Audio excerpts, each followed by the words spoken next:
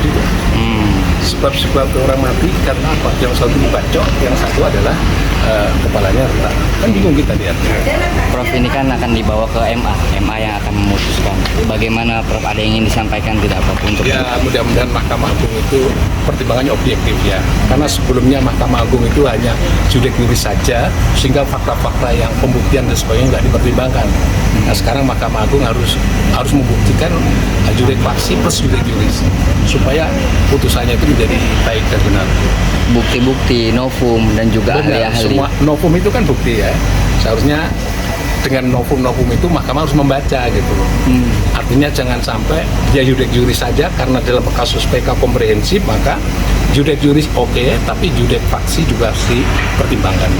Bagaimana juga dengan beberapa saksi yang ternyata mereka mencabut pernyataannya sebagai saksi? Itulah sebagai bukti bahwa proses-proses kemarin nggak fair, dalam proses itu nggak fair, sehingga kalau ada saksi yang mencabut tetap harus dihargai, bahwa kalau dia berani bersumpah harus dihargai, yang bertanggung jawab pada Tuhan kan dia. Proses kemarin nggak fair berarti ada perailan sesat. Ya istilah bahasanya mungkin ada sesuatu hal yang tidak fair lah dalam proses hukum itu. Akhirnya putusannya juga menimbulkan akibat yang tidak bagus. Ini kan Ini kan langkah terakhir atau tahapan terakhir Saka Tatal mencari keadilan itu adalah di MA, Prof. Bisa jelaskan secara lengkap soal Ini itu? apa yang dilakukan oleh Saka Tatal. Saka Tatal itu sudah benar. Proses untuk melakukan PK sudah benar. Kalau prosesnya sudah benar, ya sekarang sudah rekaman itu sudah ada, dan nanti majelis yang memeriksa itu akan membuat konklusi atau kesimpulan-kesimpulan dengan rekaman yang ada terjadi sekarang. Ya, kita berharap majelis PK di Mahkamah Agung nanti mempertimbangkan. Nah, tadi sudah saya sampaikan, selama ini hanya mempertimbangkan judek juris saja. Sekarang harus turun sedikit, Mahkamah itu menilai judek faksi juga.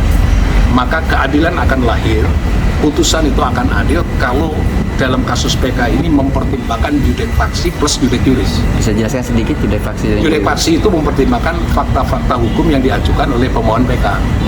Novumnya, salah dalam menerapkan hukum, proses penyidikannya, penerapan hukumnya, semua dipertimbangkan. Akhirnya akan menghasilkan putusan. Menurut saya kalau dengan mempertimbangkan judek faksi plus judek juris, maka Mahkamah Agung akan menemukan kebenaran material, dan dari kebenaran material itulah Mahkamah Agung akan mengambilkan putusan yang adil.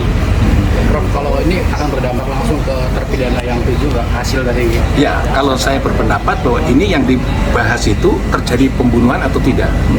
Jadi kalau dalam putusan nanti dikatakan tidak terjadi pembunuhan, dia mati karena kealpaan misalnya, atau mati karena kecelakaan tunggal atau karena kecelakaan, berarti putusannya salah. Menyatakan bahwa konklusi 340 itu tidak benar, berarti dia harus dibebaskan dari 340. Kalau benar seperti itu, berarti putusan bebas itu berlaku untuk semuanya yang diduga melakukan tindak pidana dengan penyertaan. bahkan tadi sampai di saat ini Prof mendengar ada 2 penyebab itu ya Prof. Iya. Yang satu curit atau yang satunya itu retak. Iya. Itu sangat melemahkan tidak sih sebetulnya Prof dalam proses penetapan hukum itu? Iya, karena apa? Kalau dalam dunia hukum itu pasti. Kalau sebabnya adalah dibacok, ya bacok. Bacokannya mana? Lihat kan. Tapi keterangan dari audit forensik nggak ada bacokan, itu nggak ada. Yang ada adalah retak. Nah, retak itu nggak dibacok kan? Bacok retak kan bekasnya kan beda dengan bacoknya, itu beda. Atas dasar itulah maka itu semoga hakim itu membaca kembali, mempertimbangkan kembali sebabnya matinya korban itu apa. Itu juga harus adil buat korban.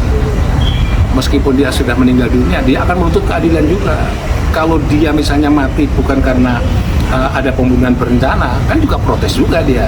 Kasihan orang lain di penjara gara-gara dia.